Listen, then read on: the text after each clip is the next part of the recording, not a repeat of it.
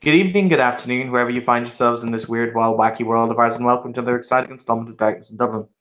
This evening's scene will see our new protagonist, Hyun Choi, as he navigates his way through an unfamiliar city, frankly, a place that he has no belonging. The rain washes down from overhead. It really is unpleasant. And this place is cold. The grey stone seems to be washed no cleaner via the rain. However, he still moves on, shouldering his burdens. He is entranced or enchanted or feels as though he should enter a small coffee shop named the Budding Rose, simply in order to, oh, I don't know, get away from the precipitous precipitation. Never try and say that three times fast. You will have a sad day. As he enters, the warmth is an almost blessed sensation. It seems to, in that one moment, that one instant, the smell of cinnamon and the warmth of the heaters make everything ever so slightly better, considering the rough day or rather rough few weeks he's been having. And the sorry, beg your pardon, I got something caught in my throat. The server behind the counter is a lady who looks to be approaching her mid-50s. She has what at one point would have been auburn hair, but is now slowly going grey, and she'll look up at him with kindly eyes behind black rimmed glasses, and she'll say, "Oh, uh, good afternoon, sir. And what can I get for you this evening?" Hyun will kind of put his hands in his pocket, trying to feel to see if he has any money on him. Sigh and say, I don't have any money. I kind of just wanted to get out of the rain for a bit. It's coming down pretty hard out there. Oh, I see. She kind of looks at you in that way almost a grandmother would, and she'll say, you sit yourself down and I'll get you a nice pot of tea." You don't have to do that. No, but then again, you could drown a duck in that weather, so I'm not going to exactly send you out there without at least a bit of fortification. I appreciate it. Thank you. She will walk. Oh, sorry, continue. I was gonna say he'll go and he'll sit like in a corner seat with his back to the wall. So he's still a little nervous about things.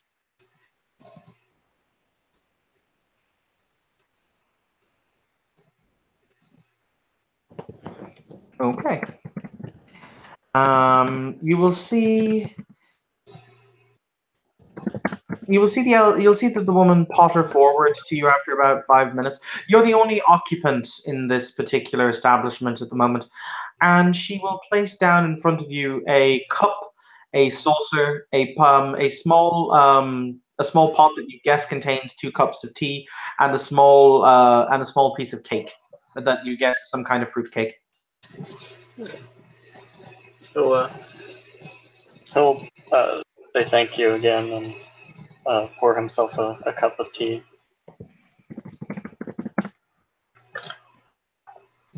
It kind of looks like he's being like super careful with the teacup and the teapot as well. Like he's holding it like he's not exactly used to like pouring a cup of tea, even though it's something that he's probably done. Okay. This will all happen very quickly, and I emphasize that. Okay. You'll see 3 figures stride in through the door. 2 of them are dressed in long black coats with dark glasses. The other of which I will let Anthony describe in a moment. You will see one of them draw from his hip a very odd-looking long silver gun. He will look at you and he will say in no uncertain terms, in a voice that sounds like scraping of nails on metal, not on a chalkboard, no, but on a metallic surface. Make one move and she dies. Hyun will kind of he very like he just freezes. He'll look at the man and say, "What do you want?" He will casually turn to the man standing behind him. One moment.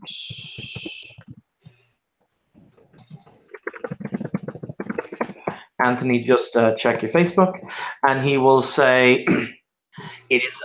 He will say, "It is safe for you to enter, subdirector."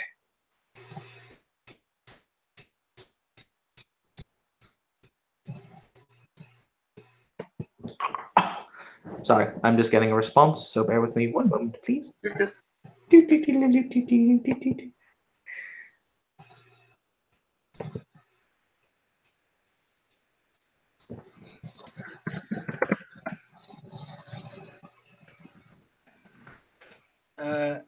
The man standing behind this scratchy individual will enter the room. He looks to be about maybe his late 20s, possibly early 30s. Immaculate suit. On his lapel, there's a small pin of a cog. It looks kind of weird. He gestures to a seat near you. Do you mind if I sit down?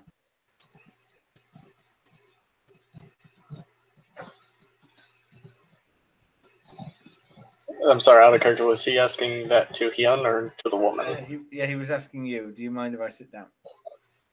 Hyun will say, "Go ahead." Thank you. He'll pull out a chair and sit down. Quite comfortable. I really must apologize for my colleague here. I will point out, interestingly enough, Tiger, the woman is continuing to move around her shop as if she hasn't seen anything. Okay. It appears to have not made one bit of difference to her. She also has not noticed Anthony's presence at all whatsoever. Okay. My colleague is attached direct, I'm afraid. But these things do happen on occasion, as I'm sure you're aware. Mm-hmm. So, what do you want exactly? Make you an offer, my dear boy. Well, my name is Sebastian, by the way. I hope we can be friends. In a city like this, one hates to have more enemies. All right. Before I hear your offer, I have a few questions, if you don't mind. By all means. What exactly did you do to this place? This place is in this building? Yes. Perception screening. He taps the thing on his lapel. So she's not seeing or hearing any of this? No. That poor woman has no idea I'm here. No idea that I'm talking to you. No idea that you're talking. Okay. All right. So what's the offer exactly?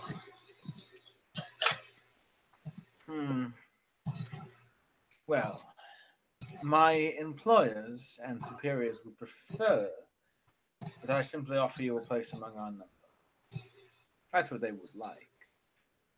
But I don't think you'd accept that offer. So I have an alternative.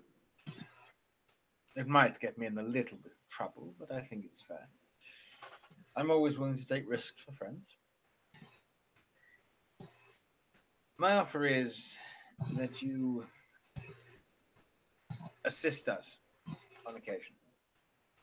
In return, you'd get our support, modicum of protection, and if you needed it, we might even be able to supply you with some equipment from time to time.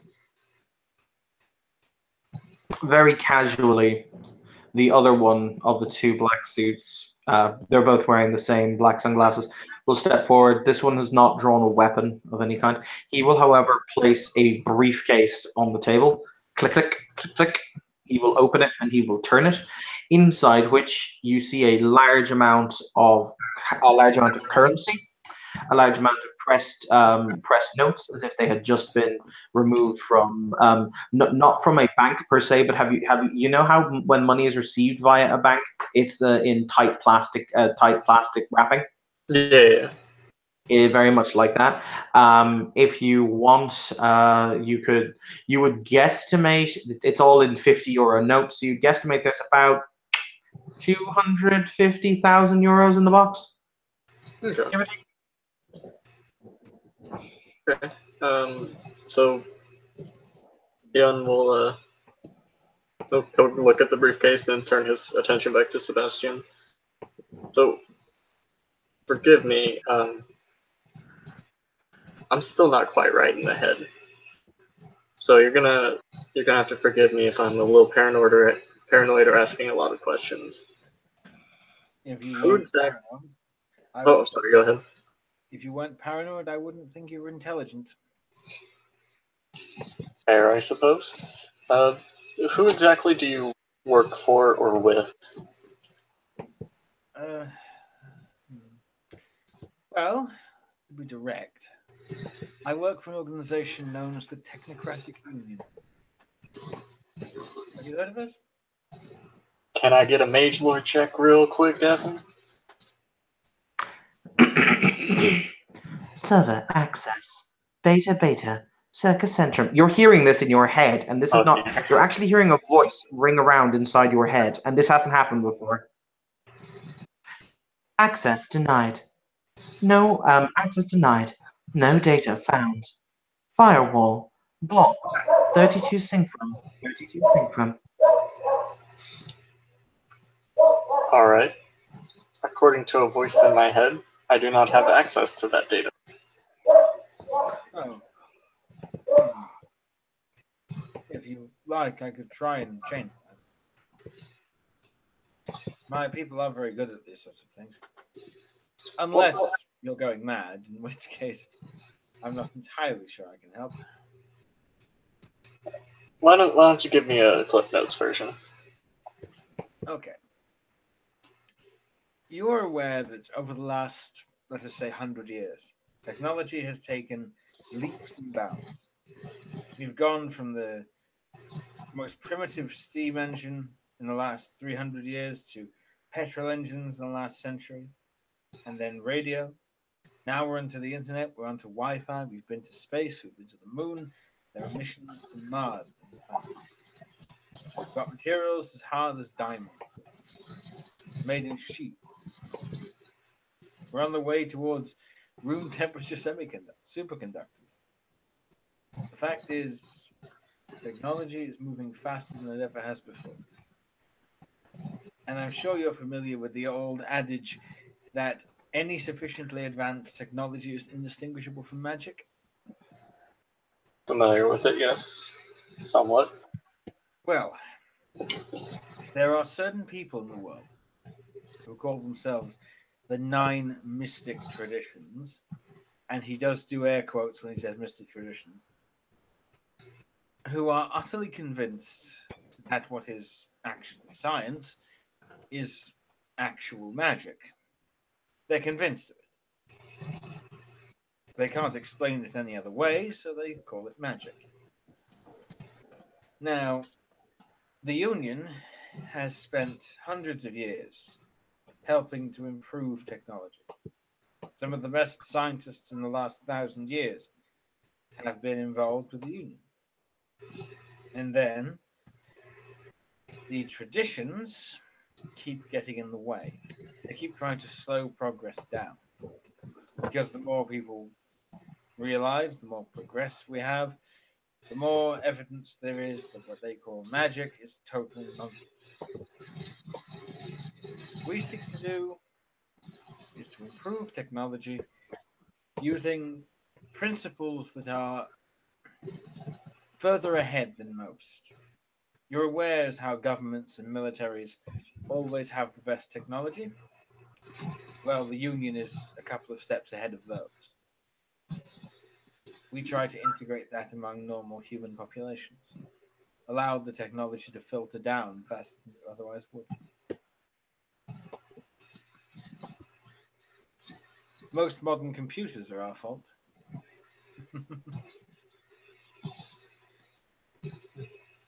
Although, to be fair, so is Facebook and Twitter. I see. So what happens if I politely decline? If you politely decline, then I walk away. You'll probably be watched, I'll have to admit. After all, the traditions want to destroy technology. They oppose it. They might claim otherwise, but the truth is, they wish to bring back an age of medieval mysticism. And as a consequence, you'll be watched just in case they take you. And even if they don't, even if we don't watch you, the traditions will.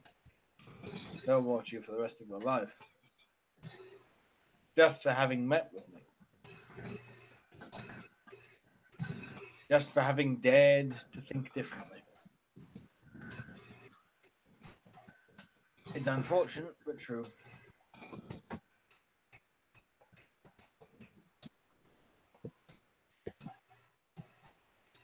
Interesting. Do you mind if I take a sip of my tea? Your friend over there told me if I move, he's going to kill the woman in charge of this place. Override code Alpha 136. Acknowledge, Subdirector.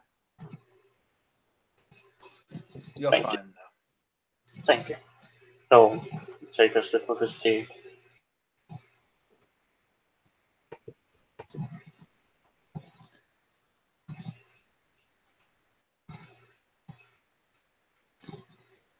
He kind of looks like he's thinking. He'll take another sip. He'll be given as much time as he needs. Well, I appreciate the generous offer. I think I am going to have to decline for now. I'm not much of a... I want to see the other side as well, and get to know what they want. Or their view of things. You know what I mean? Anthony, Sebastian's blinking light will go off on Sebastian's wrist. If you'll excuse me. Take your time. He'll turn up the inside of his right wrist, and you'll actually see him tap on the skin at several places. From the inside, from the middle of his palm, basically, you'll see his palm slit open at a central point, and essentially almost like the skin folds back, and a hologram projection will rise up. Afternoon, Overseer. Hyun, you will see this figure in seated in a holographic chair. If you want to take a look at the picture.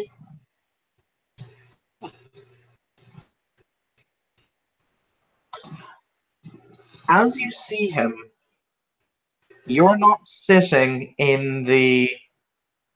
sitting in the quaint little eatery where you found yourself. You see yourself in a long corridor, a corridor of corrugated iron where the walls are made of steel. You feel hands on your arms and on your lower torso as you're physically being dragged the opposite direction. At which point, on the opposite side, you see another woman of Asian origin, also being dragged away, her hands outstretched to you, and she's screaming. Oh, how she's screaming. That voice is reverberating off the cold, clinical surface of the walls. And at the other end of the room, you see a large open room and an ovuloid shape with a single chair with manacles and all made of hardened iron, made of hardened metal for the hands and for the legs. And you see this individual stood behind the chair with one hand on the chair, tapping its metal hand, impatiently waiting. As the woman is dragged inside, the door is closed. The last thing you hear her scream as the door is shut behind her is your name. You hear her scream, Hyun, and then the doors close, and you're seated back in the restaurant.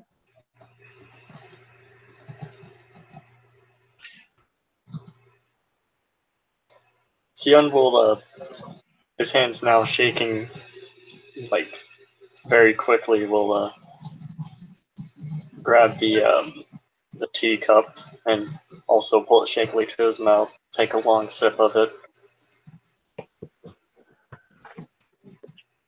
The overseer doesn't seem to acknowledge Hyun's presence, and he'll say, Subdirector, what is the state of Project Alfarium? All is going well so far, sir, but there has been a delay. Identify the delay. The primary cause of delay thus far has been related to your predecessor's errors. I see. I calculated an 87% likelihood of this. We shall switch to the Zeta plan. Of course. He will turn very slowly to look at Hyun, and you'll see the blazing red of his cybernetic eye. This creature, whatever he is far more machine than man, if there's any man left. And he blinks once, and he simply says, anomaly, before the hologram shuts off. Once his hand's closed up, he'll, like, Sebastian will open and close his hand a few times, as though he's trying to get the blood back into it, and he'll say, I think he likes you. What the hell was that thing?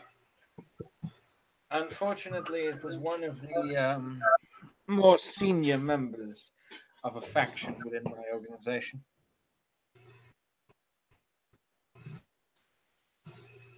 There are certain members of the Union who are less humane in their outlook and less human in appearance. I try to mitigate that when I can, but these things happen. Alright. What's this Plan Zeta, or whatever, or is that classified? Largely classified. Suffice to say that the traditions watch us and we watch them in turn. It's rather important. For instance, did you know that relatively recently this city was almost destroyed because of the traditions? I hadn't heard anything, no. I doubt that you would. But there was an incident involving, well, let's just call it a temporal anomaly. They nearly got this city destroyed. It was only by sheer chance it was saved in the end. And I'm assuming your guys are taking credit for that? We can't take all the credit, but we had a hand, even though the traditions weren't aware of it at the time. We're not exactly what you would call an overt organization. We can't be, I suppose. You'll have to forgive me if I don't believe you based off of Mr. Grating Metal voice over there. By all means, have your doubts if you like. As I said, if you weren't paranoid, I'd think you were some sort of idiot. But I do give you a piece of advice. In this city, I found that there is a lot to be afraid of. A lot of enemies in this city. If you want to be a free-thinking individual, then at least be a little wary of the traditions. The reason they're called the traditions is they believe in a very traditional view of the world. And if you start to go against that, they might go against you. So keep your eyes peeled, just in case.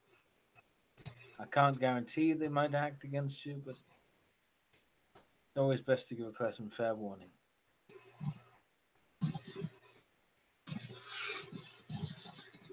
Noted. I appreciate the advice. You're welcome. Now, do you have any further questions? Because I think I had better go. I have a feeling the traditions won't be far behind at this point.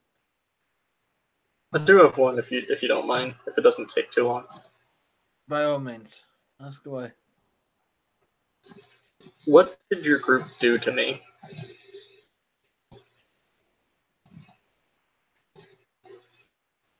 I wish I could say. I really do. But that's one of those things. Hang on, Tiger. Would you like to perception empathy him? I would. That sounds great. Alright, straight perception it is. Finger guns! Hey. Alright. What's my difficulty? Standard, because it doesn't get a plus. It doesn't get a +1, so standard. I wasn't sure if he had anything. I got 2 successes out of 2. Anthony, you are being honest with him in your statement, aren't you? Yes, he's being 100% honest. He genuinely wishes he could tell you. Now, the reason he genuinely wishes he could tell you is because he can only tell you if you join the union, and therefore you're going to work with him. Then he can tell you. Right. Gotcha. And okay. And he wants to recruit you. Gotcha. But as I say, certain things are classified. Now,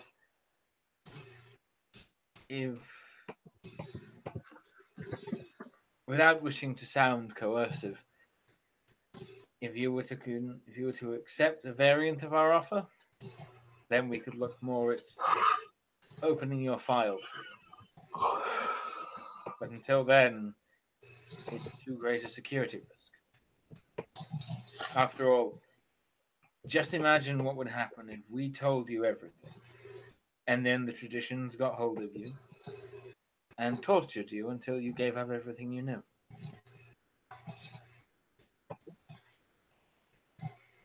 I don't think any government on Earth would do that, let alone the Union.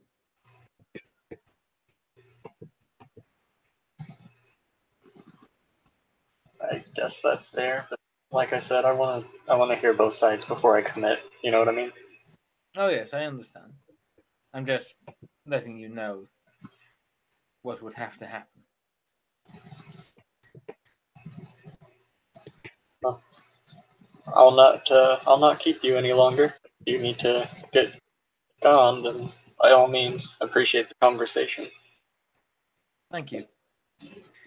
With that, he'll turn to his 2 bodyguards and just nod at them, and they'll both leave.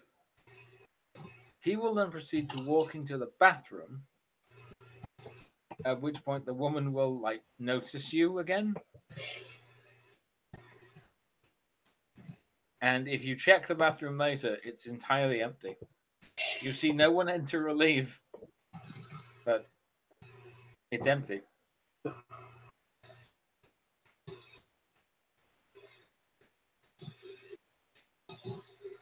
Hang on just a moment. I just have to find the right picture for this. Un momento.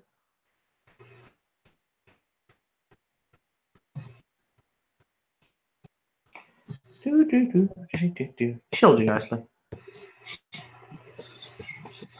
A few minutes after the technocrat leaves, this rather strikingly beautiful woman will enter the establishment. Her eyes are the only, other than the fact that she is physically stunning, appearance 5 with the specialty in sexy. My one character who I do this with, I swear to God. I'm disappointed. What, that there's only one of them? No, that you did it at all. That's entirely... Tiger, you can spit on me and call me a bitch later. That's neither here nor there. I wouldn't spit on you. I saved that for my worst hated enemies. Anyway, she will pad into the room. There's something in her eyes that almost says she is a predator, in the sense that her eyes are an odd golden have an odd golden fleck to them, and the pupils almost appear to be slit-like. And she looks at you up and down, and she says, "No, no offense, but I honestly thought there'd be more of you." I think you may have me mistaken for someone else, Miss. So she hunkers down on her knees, like with absolutely no social etiquette whatsoever, from the position of the poor unfortunate woman who is, currently operating this premises. It almost looks like she's going down on her hands and knees to give you a blowjob. Here. But what she's actually doing is she's crouched really low and she's looking up at you with her head kind of tilted to the side, and she says, "Wait, so you're not a crap then?" No, they tried to give me their pitch, but I politely declined. "Oh, well, in that case, nice to meet you." And from from where she's kneeling, she will extend a hand, which also has a white glove on it. Hyun will shake her hand. As you do so, Hyun, you will notice that on her hand, going up her glove and going all up her sleeve in spiraling patterns, there is incredibly intricate and detailed hexagrammatic symbols. So you see a number of different languages, some of which you'd assume are Latin, Greek, etc., all in spinning patterns that are all dyed into the cloth very expertly. Okay. And she says, "It's very nice to meet you. My name is Alexandra Denofrier." Hyun Choi. That's a very pretty name you have. If you say so. It tends to work, oddly enough. Yes, maybe, sort of. But then again, that's neither here nor there. So, I don't know you. You're new. Correct, I guess. She'll very casually hop up and sit on the table.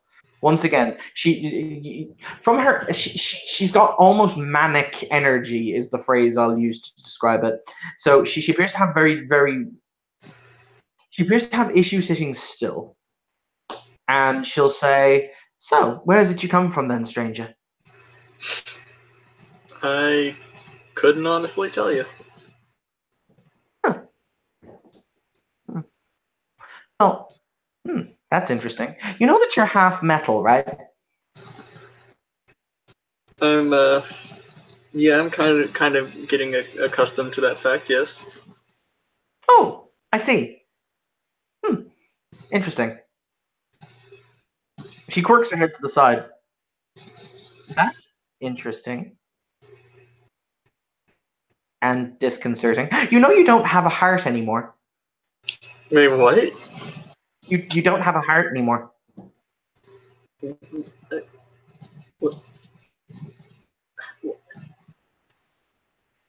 just kind of starts sputtering, like how, what? Well, you know how all of your blood vessels traditionally would connect to the heart so it could filter your blood? No, like I get what you're saying.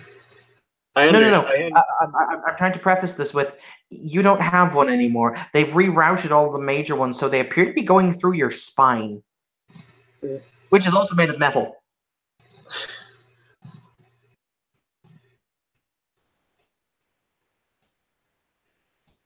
Ian opens his mouth, closes it, opens it again, grabs the cake that was left for him, and like brings a piece of it slowly up to his mouth, takes a bite out of it, and then puts it back down.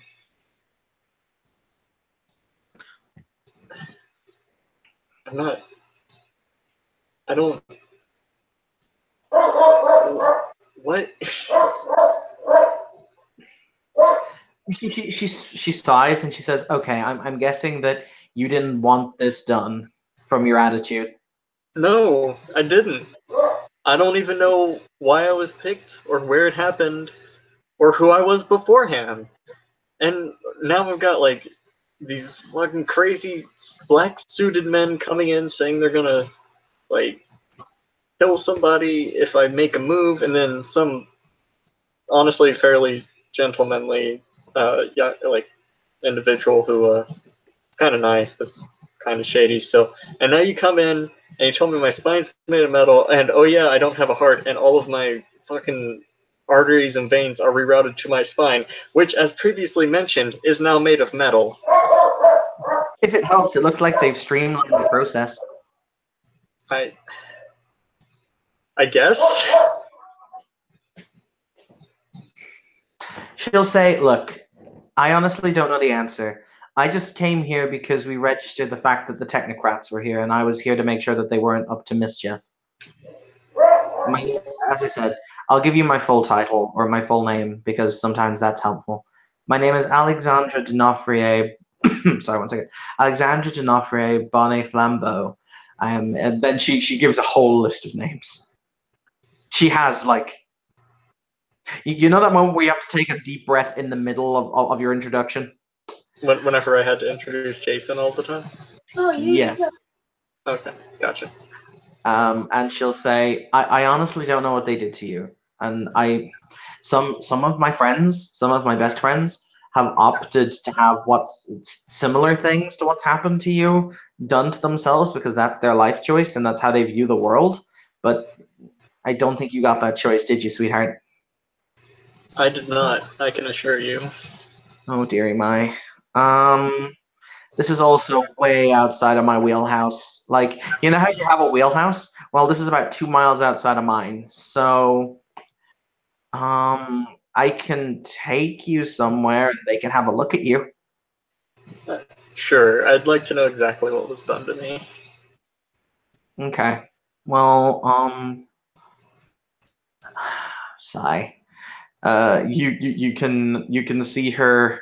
She'll very casually touch her forehead with her thumb and forefinger, and she'll say in a very weird. She says, "I take it your character doesn't speak Enochian, Tiger." He does I'm not. not looking at you. Excellent. He will. She will say something in an odd language that sounds almost like the way I describe it is she obviously has a feminine voice, but it still sounds like the tectonic plates of the world grinding against one another. Okay. I always thought of Enochian as a much more primal kind of, this is the language of God and the angels kind of thing. Yeah, it makes sense. So basically, hey Anthony, do you still exist? Yes, I do.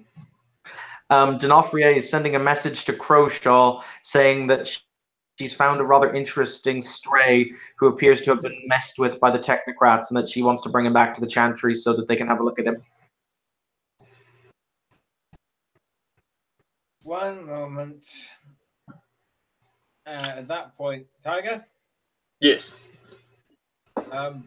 You're not in the cafe anymore. You're in a large... Do I still have my fruitcake?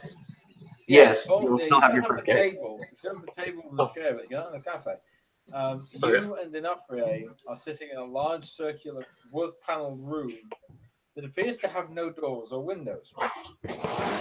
A large domed roof covered in, it's got like a lapis lazuli color to it with specks of light that, if you look closely, are made of tiny diamonds, showing out the constellations of what basically the entire northern hemisphere. And sitting in a large, comfortable-looking armchair by a small wood burner in the center of the room is a grumpy old man with a long white beard, pointed nightcap like out of a Victorian novel, like an ankle-length nightshirt, and a red dressing gown. Think sleepy, grumpy Dumbledore. He slowly gets to his feet and walks over to you. Hang on, apparently Tiger's computer had a moment and it restarted without his permission, so he said he'll be back in a moment. Right, yeah. You are the grumpy Dumbledore. Yes.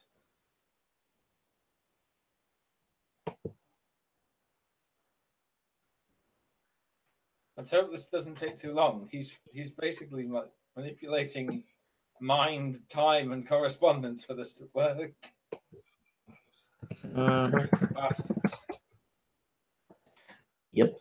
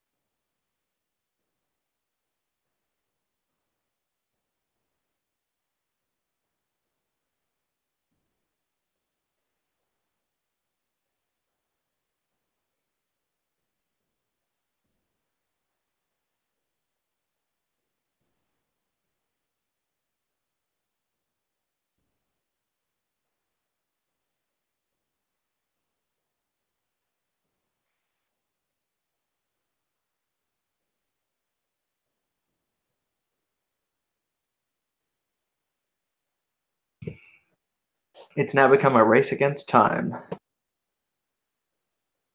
Why is that? I beg your pardon? Why has it become a race against time? I don't know, because it has. Rightio.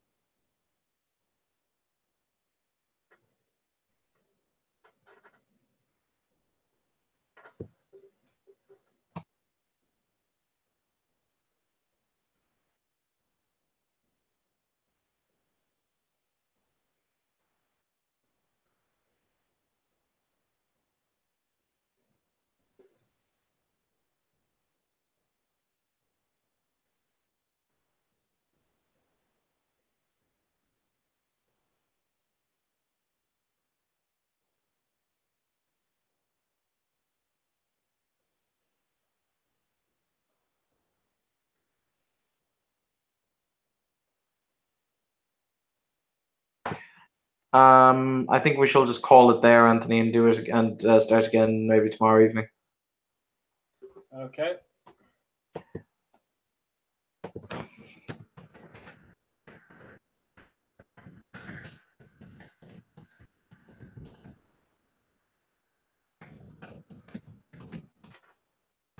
We can't pause it, can we? No, I don't think we can. It'll just keep going till it stops. God damn it. We're bad at life. Anyway, I'll talk to you later. Alright, talk to you later.